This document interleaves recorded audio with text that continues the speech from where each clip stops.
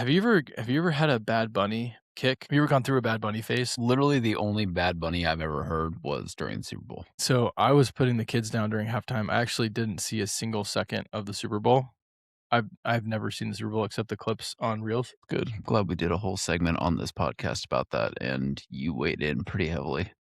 Don't let facts get in the way of a good pod clip, Ryan. So I've gone to the range the last couple days and I've put on a little This is Strike Bad show? Bunny. Dude, you're getting some audio. It's not just like background music, but it's got this like reggaeton.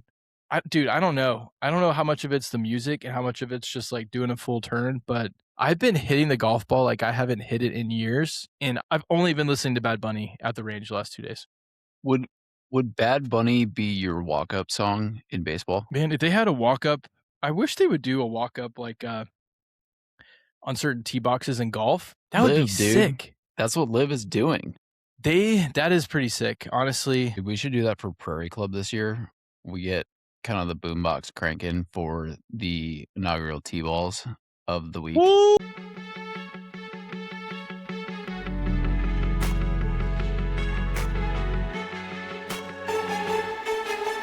Well, it's Friday, April 3rd, 2026.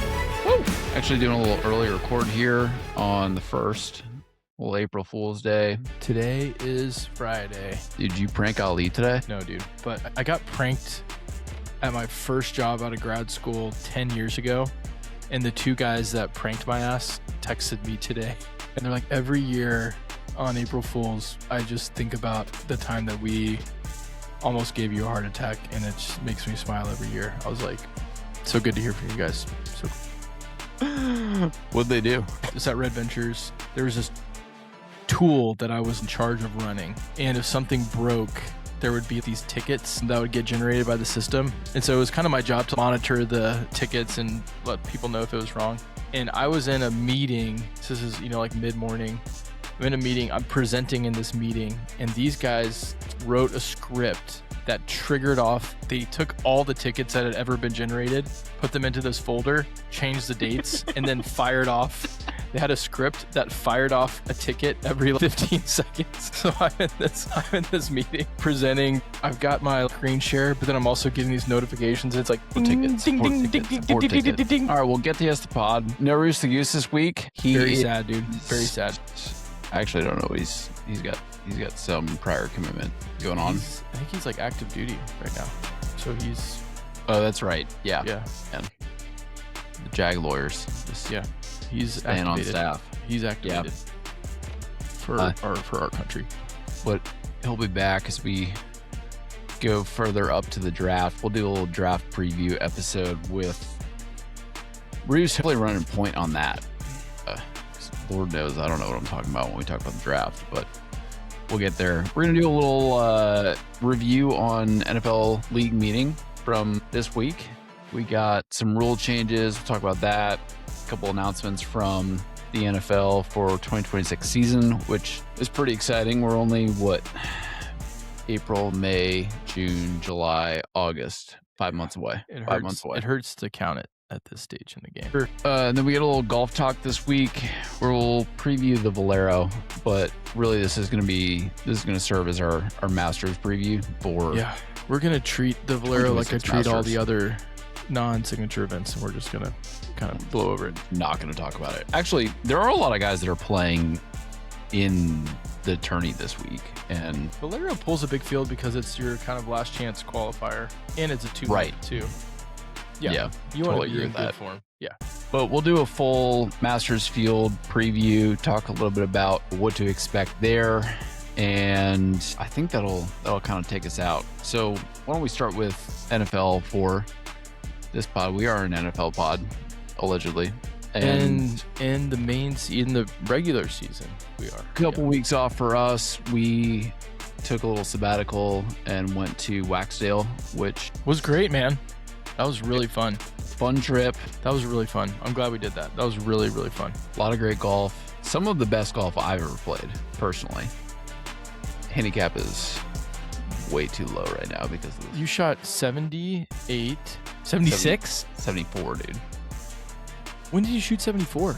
talking stick with Brad, and we still lost. You shot 74? I thought you shot 76. That shows how bad Austin played now, dude. You shot 74? I mean, it was par 70.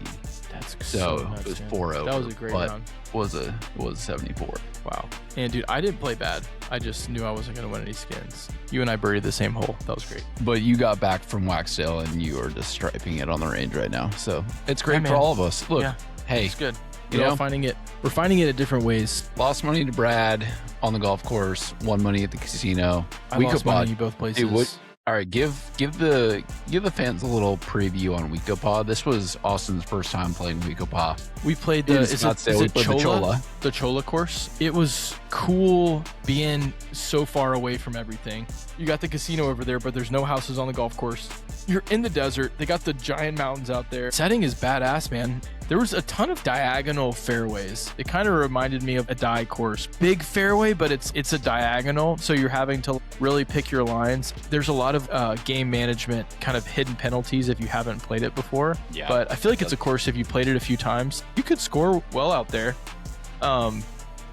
It was gorgeous, man. We saw some wild coyotes running around. It was that late afternoon tee time. It was 105 degrees when we teed off. So that Gary, was thank you so much for booking Yeah. the tee times. yeah. It was But that was, great. dude, that was I like the other courses that we played, the Talking Stick and the Orange Tree, but that was a treat out there. That's the show. Full desert immersion golf experience out there. That was very cool. The other course is just as good. It's just bigger. I think the fairways are just wider.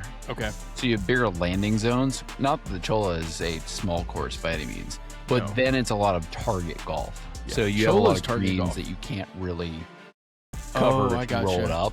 Okay. A lot of surrounding desert and bunkers and separation that sits around it. Yeah, So it was cool, man. That's definitely one that I would love to play again out there. Yeah. And I would love to go to a different table at the casino as well next time I'm out there, like your table. dude, Hudson was running the table. He sat down the catbird seat one, and dealer was just bleeding I money knew. as soon as he sat down. I knew It was as great. so listeners are millions of listeners out there. Ryan is at one table at the Wakipo Casino. I'm at the other table. WeekOpa. We still have gotten that right. Wakipo. Our table is getting murdered. Like we're lucky. We're fighting for our lives. What do you think We're- the combined loss between just the people that we know at that table was? The people that we know was probably 500. There was this other dude that rolled up early 20s. The first thing he said when he got up to the table, he goes, "All right, boys, can see that things are kind of down, but sometimes you're only one guy away from turning it around."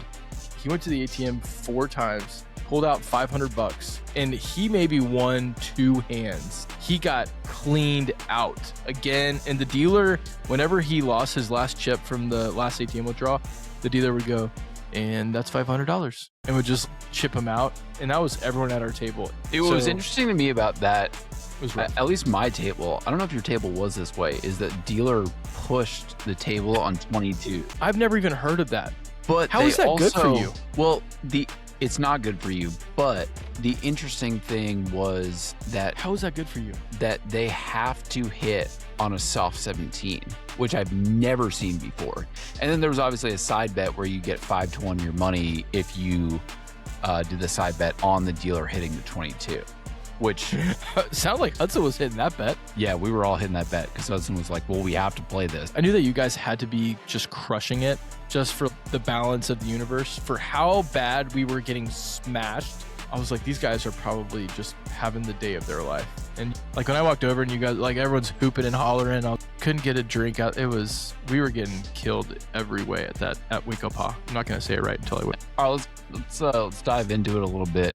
So NFL league meeting was this week. Let's just start with the coach's picture. Everybody loves the coach's picture every year. I have one takeaway. Okay. Just one. Let's have one hot take on the picture. Let's have one hot take. Who do we like? What's it out? Vrabel is the best dressed in the photo by a billion. Vrabel's the only one that looks like He's wearing loafers, like you he should. looks really clean. Everyone else looks like they've never dressed themselves. I think Salah looks pretty good in the hoodie. He's kind of pulling that off a little bit. Yeah, But Salah always looks pretty good though. dude, He's like just like jacked and Sirianni, like a dude, Lebanese god. the dude who's the coach for the Bengals in there Zach Taylor. Yeah. looks so out of place. I think D'Amico Ryans is kind of pulling it off. He's kind of got like a little Miami kind of club vibe going on a little bit. Yeah. I mean, yes, the shirt is far too tight for him. Dude, here's but yeah. the other guy that I think, and you may accuse me of being a little bit of a homer here. There's another guy, Yeah, no, that's he's kind hot. of- He's a hot dude, man. Canales. He's also kind of pulling it off over there. He's Hot Dave. Hot Dave is also pulling it off. Going forward, we will call him Hot Dave. He is pulling it off too. Vrabel, dude, our two coaches respectively are kind of pulling it off the most in this photo for sure. Do we I root for think. the teams? Do we live here? It's impossible to tell. You root for the city that you're in. You know who I don't know if they're gonna make it Mm. through next Talk about season. that. Yeah, go. Dude, can we talk about Mike McCarthy for a second? Can we talk about Mike McCarthy? Like, I think you think I mean, what is he wearing? it doesn't look cool out there. Denim? He's wearing a dark denim, looks like pearl snaps, button down, long sleeves. People think Andy Reid's one of the bigger coaches. Mike McCarthy looks 100 pounds heavier than Andy Reid in this photo. Yeah. From the angle I'm looking at. Yeah, he does not look like he's in a good spot in life. I mean, especially next to hot coach Canales. Yeah, it's a tough spot. Hot Dave. I know that he took a couple years off of coaching. I don't know. I'm just hoping he can make it through next year. I just love the Vrabel situation because to me, what Vrabel is showing, Vrabel's no pretty socks. class right there. He's got the Gucci type loafers on, khakis, navy polo. He is at the country club. He looks like it. Yeah. Nashville, I love that it has imprinted the white pants on him. Yeah.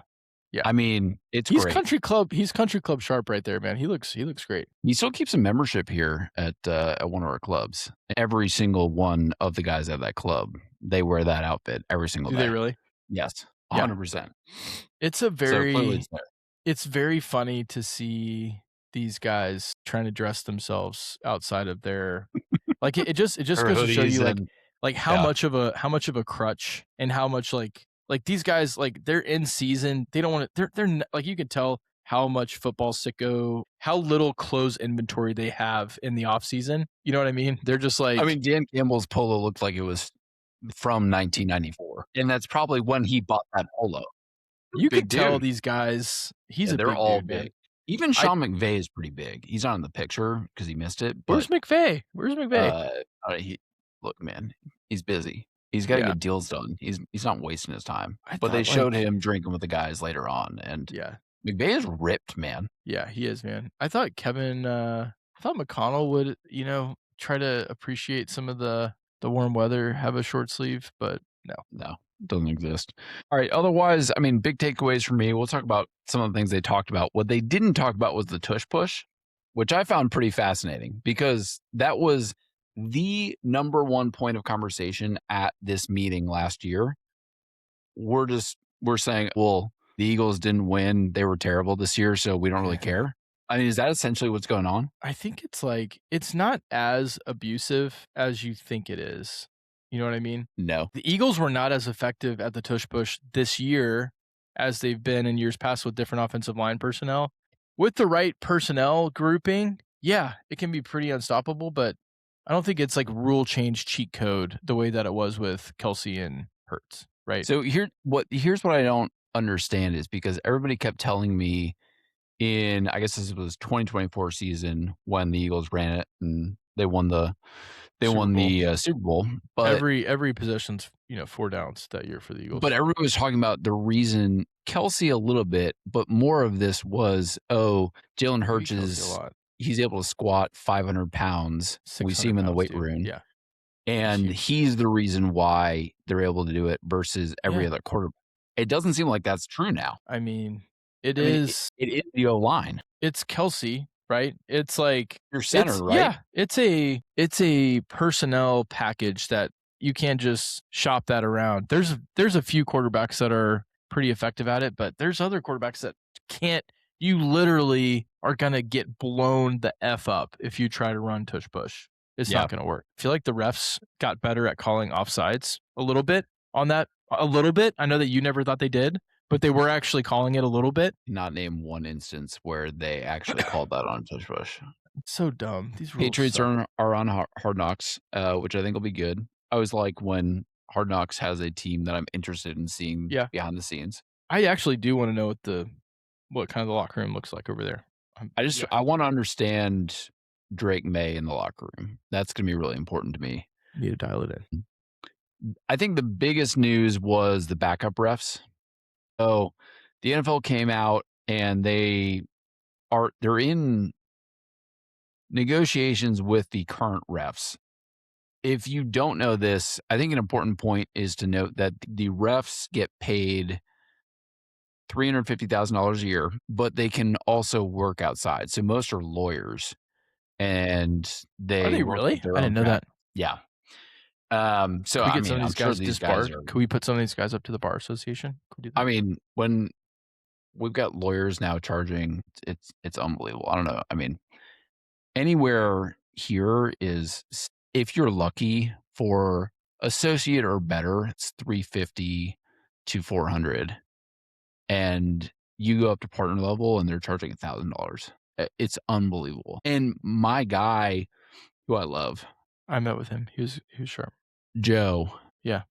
He said that in New York they are pushing $3,500 An hour? an hour. Get out of Isn't here, that dude. nuts? So anyway, so backup refs are being negotiated. What I took away as the bugaboo for the current refs is they do want to be able to work outside of their NFL job, obviously, because they're probably charging $3,500 an hour. And they're Why, probably dude? making Why? $2-3 million a year outside of the league. And this is kind of a side project for them. So even if the league increases to 5, maybe 700 for these guys, Why would you get a job outside, dude? Why would you get a job outside? I don't get it. because these guys are clearing $2 to $3 million a year, probably. No, they're not. I dude. mean, no, they're not. Let's put a bookmark there. partner This is level completely. at some of those firms. You think a partner at a law firm is running around on the weekends throwing flags at these guys, gonna get destroyed? But you think they're gonna be an interior referee? I think they're pretty high qualified. I think that's the whole thing. So the NFL came out and said, we don't know if we're going to get there, essentially, is what they're saying. And so if we don't get there, we're recruiting from Division III college leagues, these refs. And in order to make this right, if this does happen, the NFL New York will be able to overrule blown calls that are blatant from the field. This is quite literally, if New York sees it, they're going to call it in and say, no, you made the wrong call. You got to reverse it. That's going to be pretty brutal for these guys. Yeah. I mean, that's a tough look. Just for a But I live, guess just for I a would- live fact check here. I would do it. Live fact check. Yeah, go ahead. I'm seeing a few attorneys on here, but they're not all lawyers. There's a couple attorneys on here. I sent you the link. We can send it to the thing. Wow, one's a firefighter. Yeah, there's some. It's an interesting spread, honestly. Middle school teacher, pastor, retired business broker, vet. Huh. It's a pretty I had always been wide told spread. these guys were attorneys. I'm wrong. There's attorneys. There's I Live. kind of wished. I mean, a check. part of me wishes they weren't attorneys because I feel like you get so litigious with the NFL, rules. But this is a interesting. I've never Find looked you. at this. Yeah. There's a couple that were former NFL players, but most of these guys are all over the place. Dude, a rancher.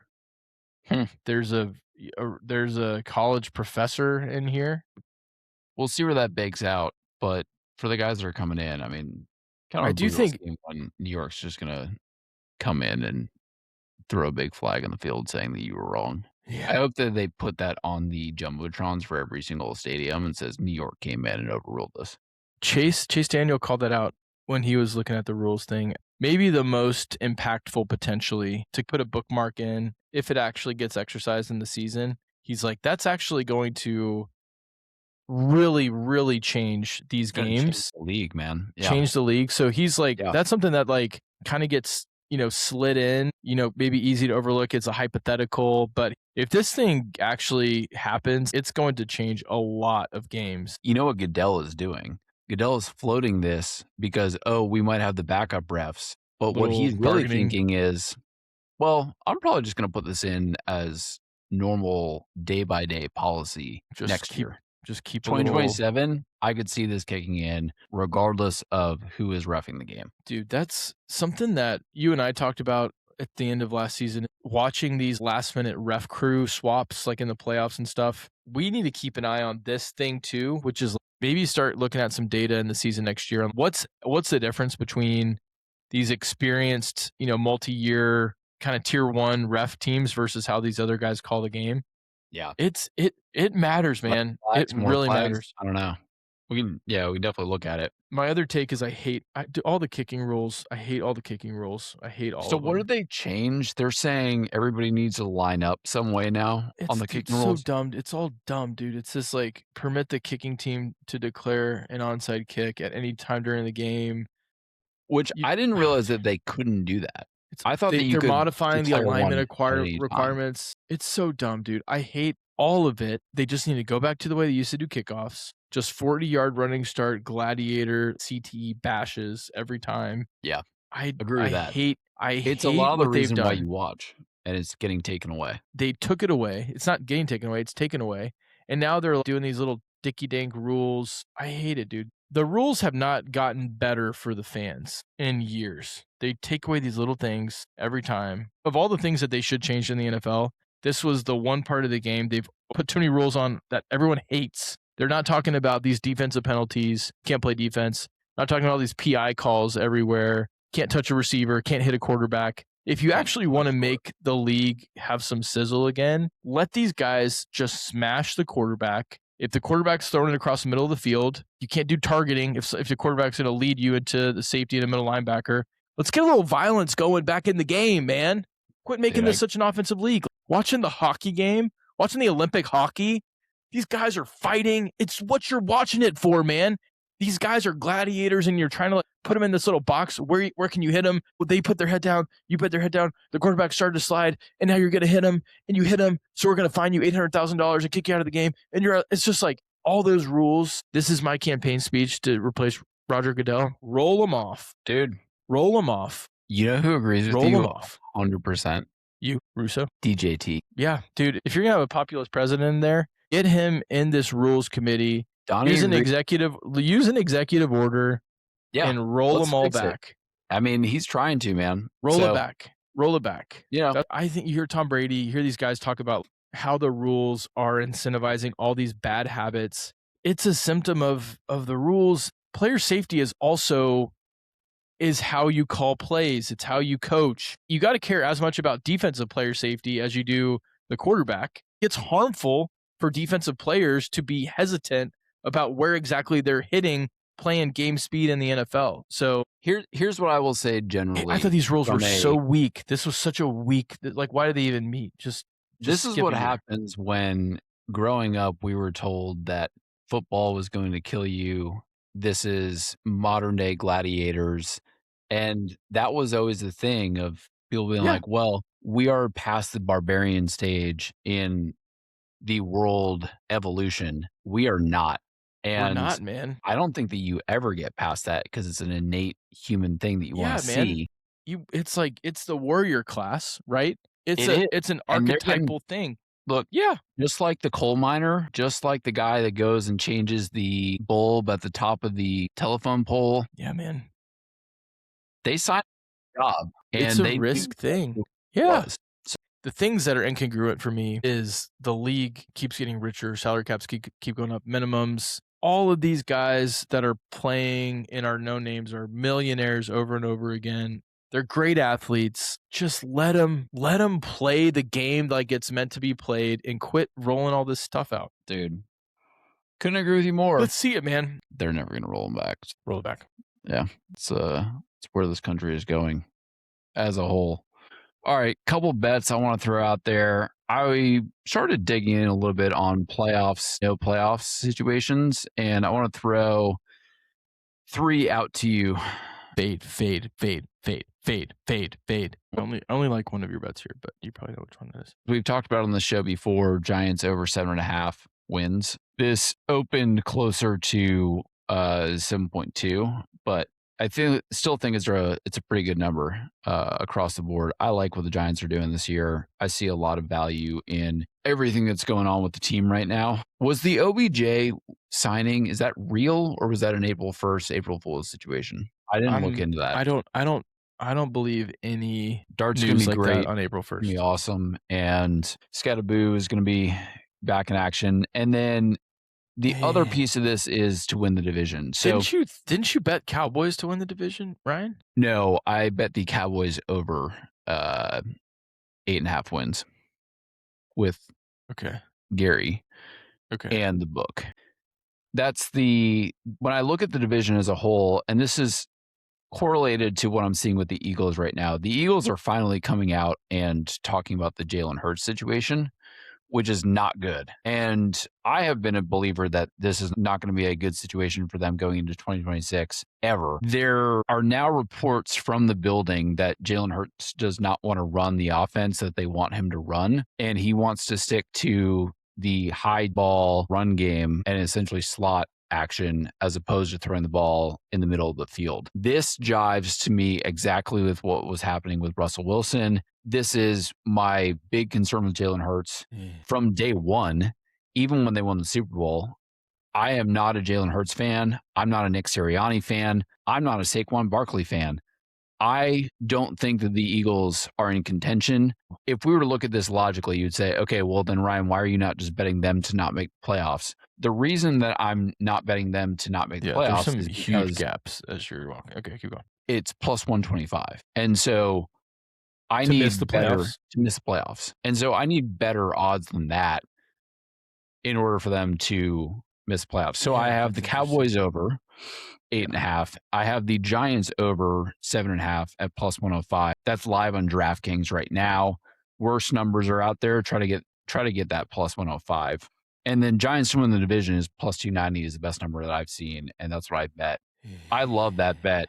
I think the only people that are in the way for the Giants are the Cowboys. I don't think the Eagles are real. I have no concern about the Commanders. Commanders almost made the Super Bowl 2 years ago. It's going to be a rebuilding year for them again. I think that Dan Quinn gets fired this year. I have no expectations on the Commanders at all. I think you're in a good spot here. I think it's 50-50 the Giants or the Cowboys to win the division. And I'm getting better odds, obviously, on the Giants to win the division. At plus 290, Cowboys are, hang on. We're talking about the wrong thing. Scratch that, reverse it. Giants bet 7.5 over, obviously, for all the reasons that we talked about previously. Giants to make the playoffs is plus 290, and that's what I bet, not to win the division. I also am betting them to win the division. What's their win the division number? Yeah, I'm going to pull this up right now. Be higher than that, right? No one thinks they're going to win the division. NFC East plus 650. And that should be your bet. You should bet that. 650. Cowboys are plus 230 to win the division. That's not great odds. What are Eagles? From our perspective? Plus 115. What are the Commanders, dude? Plus 450.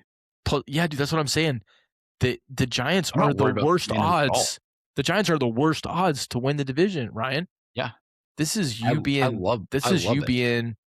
watching too many reels of Jackson Dart in the offseason, right? Do I follow Jackson Dart Lover handle on Instagram? Maybe. I know you do. You're so hot on the Jackson Dart sauce. They're going to be great. The odds makers are saying they're behind dumpster fire Commanders. It's great. Harbaugh's wearing loafers and white socks. I have the best coach in the division. I have the second best quarterback in the division. You have the worst quarterback in the division. Well, he's definitely better than Jalen Hurts.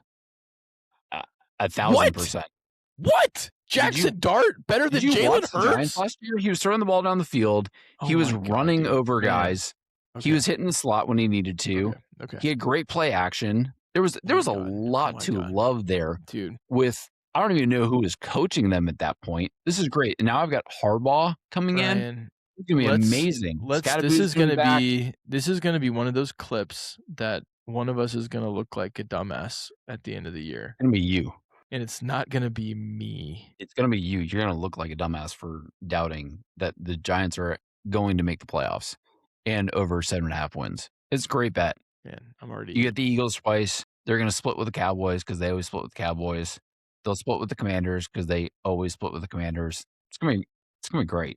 I hope And then I hope it works, last but bet for me is Titans over 6.5 I do wins like plus that bet. 105. I Yeah, like that we're bet gonna a make lot. that an official bet. We talked a lot about that probably about a month ago, and I that's like gonna that go bet. ahead I and love that bet. we like that bet for sure. Yeah, dude. All right, let's Yeah. pivot over to Love that bet. Love that bet. there's just some golf. All right, Masters week, Masters preview. Very exciting. My favorite golf week of the year for sure. The field is almost set. So there's obviously one tour event that's happening this week. And that could, the winner, if they're not already in, would then get an automatic bid into Augusta. This is I think the 4th out of 5 years that Ricky Fowler has not been invited to the Masters, which is It's sad. actually kind of sad, man. He's Sad for him. he should be there. Some of these things I want to talk about here on the Masters field generally is the way that you can qualify. I Interesting. was looking Yeah. into this, didn't realize that there are a lot of ways that you can qualify for this tournament without Yeah. getting a special invite. So, obviously, tournament champion, the Masters Number tournament one. champion, you have a lifetime exemption. Which is really interesting because you get these guys actually exercising that, which is I mean, Freddie's still out there. Freddie Couples. Charles He was Schwartzel. there. I think he's probably playing again this year. Is Olazabal playing in it? I don't know. Like he was there the last time I was there. You can, over the past 5 years, if you have won the US Open, the Open, or the PGA Championship, the Open being the Open presented by Her Majesty in Britain. And so if you have won a major in the past 5 years, you get an automatic exemption. If you won the Players in the past 3 years, you get an exemption. Yeah. Current Olympic gold medalist, didn't realize this. 1 year exemption. is Feels like you should get actually- higher than that for winning a gold medal, but whatever. Current U.S. amateur champion. So that's how our boy DG played, which is pretty cool. A couple times. And there's a lot of ways you can win to get in. So Latin America, U.S. Mid-Am, Asia Pacific amateur. I like that they give placements to the global tour. That's cool. Yeah, I mean Hong Kong Open. International audience for sure on this thing. And at this the point. rap is that it's the weakest field in major golf. That's what they say. Is that what they say? Because there's only 100 people in the field. Right. So And then you've got, so it's a smaller field. usually 120. You got a lot of these spots for amateurs, and then you've got the lifetime exemption for the Masters champ. Yeah, I mean, I love that they're out there. It adds a very cool feel, but you're getting the Vijay Singhs, the Angel Cabrera straight out of jail in the field this year. Yeah. You know what I mean? Charles Schwartzel, Bubba Watson hasn't been competitive for a long time. Like, So let's build a little bet off of this logic, which I think is the most interesting. When you look at the field, how much of the field is essentially elder statesmen, amateurs, and guys that are not elder statesmen yet, but are like Bubba that won 10 years ago and he's have not not been done. He's not been playing good golf in a long time. How many of this field is encompassed with that? Because to make the cut is a really interesting bet on a bunch of these guys. It's going to be terrible odds. Well, Freddie, like, there's But- guys that will, make the cut. So there's of the 100-person field, 28 have odds to win over plus 20,000, which for me that's and a lot of those Probably guys your are cut line. Yeah. that's your. I mean, if that list is a lot of the elder statesmen type guys. Even Phil's plus 25,000, even though he competed not that long ago. I guess there are a couple weird ones where you expect Phil to make the cut because he knows the course so well, but he's not going to be able to compete. He competed not that many years ago, man. Remember when Scotty won? Yeah, when Scotty won, he was second, third. Yeah. That was nuts. That was less than 3 years ago, I want to say. But as far as this logic goes, as far as building a make the cut bet, you got to take someone like Phil out of that bucket because he will probably make the cut. Those lines are not up right now, but you're going to see a lot of, I mean, for Brooks to make the cut, it'll be minus 300, minus 350. I put, even though Sergio's plus 17,000, I put him in that same bucket too as like, Yeah. not really. Yeah, But really Sergio washed. plays well there. When we think about Augusta National as a course, to me, it has everything to do with your putting. That's really the game changer at the end of the day.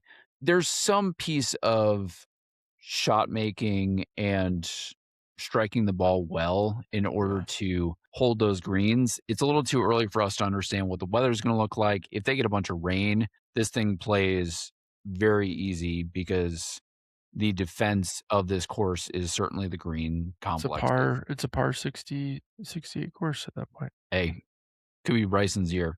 Anybody sticking out to you that you're like, I really like them, what's been building this year or maybe the past couple of years, I think they're going to play well, that you could see fitting Augusta as a course structure from what we know. Looking at the odds, Patrick Reed, he's in the top 10 for odds. He's playing well right now, man. Yeah. I think what's really fascinating to me about the Masters is it's the first event of the major schedule. So We see the there's live guys finally there's come and there's compete. live guys there, and there is this like international, like if you haven't been following live, there's guys that are under the radar that are playing really good golf. Last year I really liked Joaquin Niemann. He ended up not having his best tournament, but that's a guy that was completely under the radar that had won multiple times internationally. And he um typically plays pretty well on this course. He didn't last year, but he's made a lot of top yeah, 20s on this course before. Bryson, John Rahm, and Reed are the three live guys that are in the top 10. I'm so out on Rom.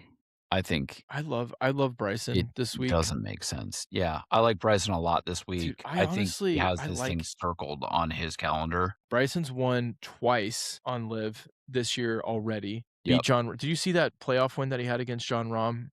And Yeah. he's playing well, really well. He Um, also did not even make the cut last year, I don't think. Played so terribly and was embarrassed by this tournament. Bryson's the kind of golfer, he's more like a Brooks, an tournaments. actual athlete, like Yeah. an NFL player, where we talk about this prime time situations, he's going to get up for it. I like Bryson, especially since he got humiliated last year. Yeah. And I bet he spent some time in South Carolina, Georgia, Yeah. trying to get the game going. I think Scotty is not in great form right now. I think Rory is having like this lingering back issue. And then you look at who's playing well. I think it's Bryson. I mean Ludwig's been the Terminator at the Masters, although that finish from the players, you wonder Man, that if finish. it was Dude, we gotta brutal. talk about Oberg. E I like there's Cam Young. that's not good for him. I mean, he's won on tour before, right, Yes, Oberg? he's a great young player. But He he played great at the crumbled. Masters. He totally choked. I mean, that's not good going into major season. No. And the flip side of that is Cam Young, Yeah. who Ugh, I wonder if the I Pause love Cam boys Young. just getting the Obviously, I S. mean, he's a Wake Forest guy. We love Cam. Go Deacs, But baby. he was a guy that you just wondered, kind of like Scotty a few years ago when he broke through at the Waste Management. The talent was always there. The raw material was there, and it was just a matter of actually breaking through at a big tournament. Yeah. Cam Young's 8th in the odds. Dude, so long. I He's can't tell you how many guys I've seen on the range now that are pausing at the top of their swing. at Some the players. club. Yeah. Yeah, I'm looking at this list. You got dude, Brooks is 13th here odds. I think that's high for Brooks for how he's playing Ooh. right now. I know you love that. You get it. I mean, it's major season. I don't know, man. This is the first tournament of the year for Brooks. The other guys that have been playing well this year that don't have great odds here, but have been showing up week in and week out. I think you like look at a Jacob Bridgman. He's been around every tournament. He's in really good form Yep. right now. That's the other. Chris Gotterup had a really good year last year. Akshay's had a good year this year. Like there's some of these guys that are playing really consistent golf, but they've proven it at a lower stage, but they haven't proven it at the major level. The other thing I wanna cover here when we talk about someone like Bridgman, who are the guys Great. we can pause this real quick. Who are the guys that have not played the Masters before? This is year 1, because this is one of the ways that I typically bet this tournament. So, Austin, go through the list of players that this is first time for them. I'm gonna pause you on a couple of these. Okay. The ones that like you've probably heard of before are Ben Griffin, Yep. Jacob Bridgman. Okay, pause on Bridgman. Okay. So, Bridgman, if there is a matchup that will come out on FanDuel, DraftKings. They do these one-on-one matchups, and they'll Okay. pin him up against a Gary Woodland or something, and Bridgman will be a minus 150 favorite. I like fading a guy like Bridgman Just on, first time. but make sure that it's not one round matchups. I don't like trying to go on first round, and they'll often show that.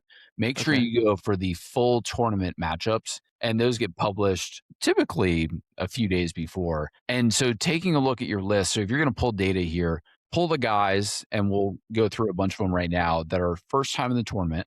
They've never played the Masters before. And let's fade those guys that have minus odds. Take the other guy in the field, provided that they are not an elder statesman, which they Yeah. typically won't throw those on there, Yeah. and two, have played the course before. Do you think it's just that course knowledge? So important. I mean, Tiger talks about that so much at Augusta. Jack would talk about that a lot too, even though I hate Jack, and how it was Yeah. the most important thing at this tournament specifically, Especially is like course knowledge. greens and like just these little intricacies of the course. Yeah.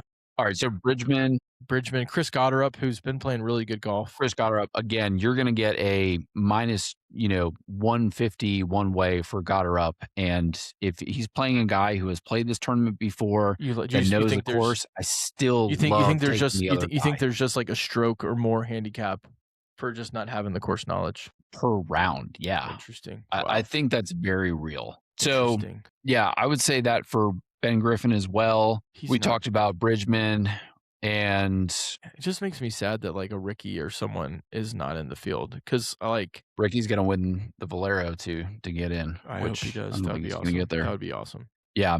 Other guys I like, just from the list as far as top 20s making the cut. I love Lowry. He always Dude, plays well here. I literally have him highlighted right now. I just put my name over Lowry. Yeah. I love betting Seppi to Dude, what about a Tyrrell top Hatton, 20, man? What about Tyrrell Hatton? make the cut.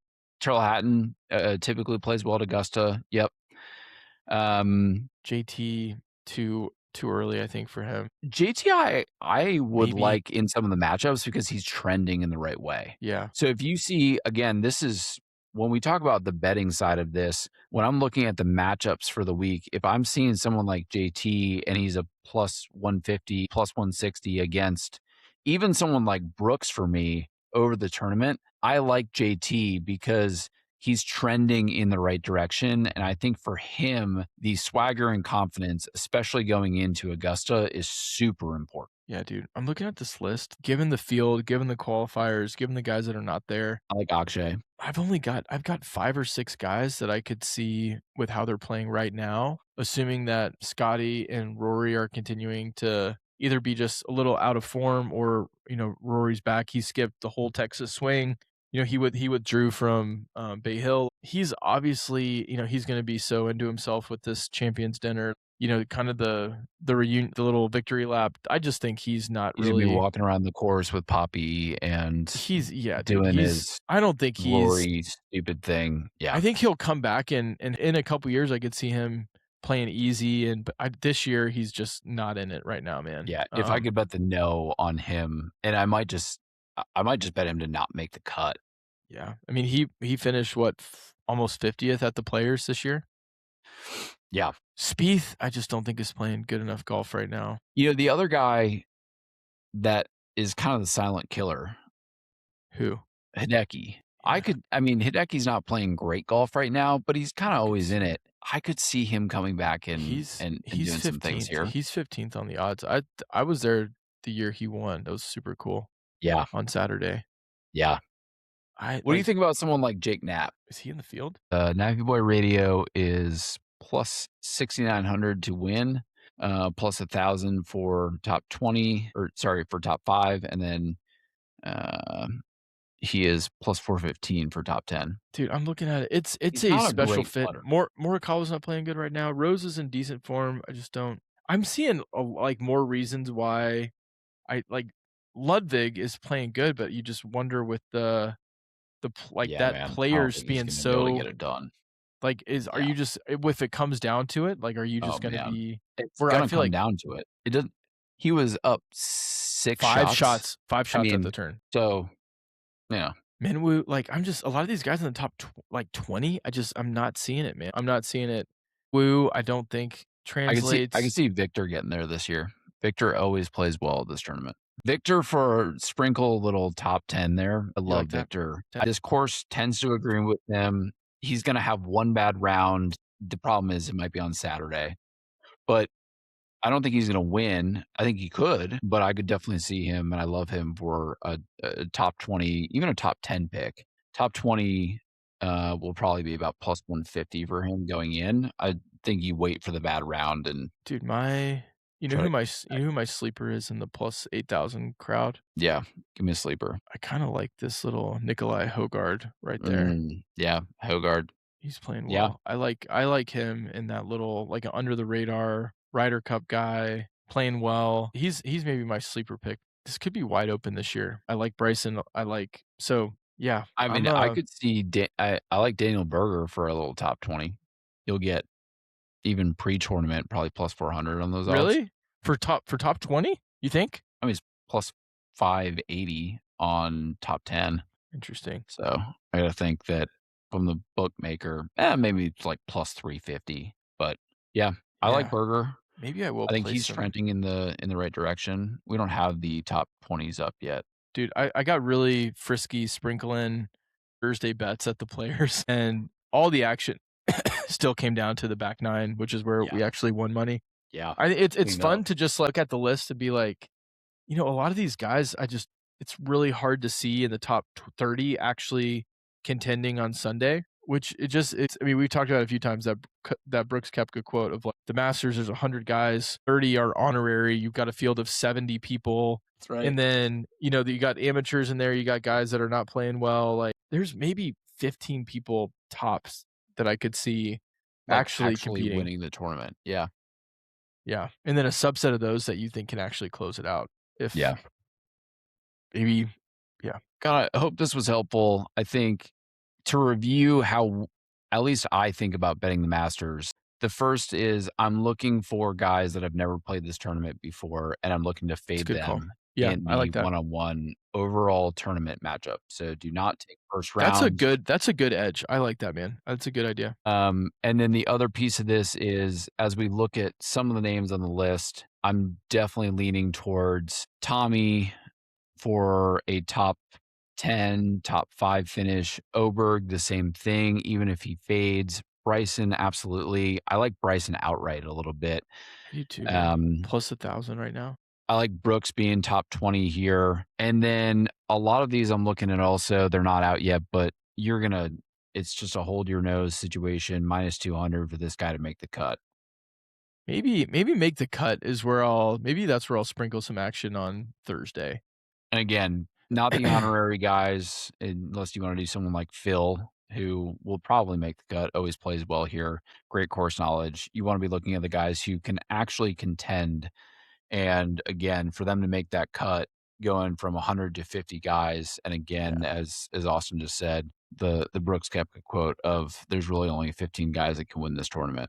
Ryan, as a takeaway between now and next weekend, I want to get like a 3 or 4 leg make the cut Thursday parlay. I don't know if they let you parlay those, but if that would make me feel something. That would be fun. I want to do that.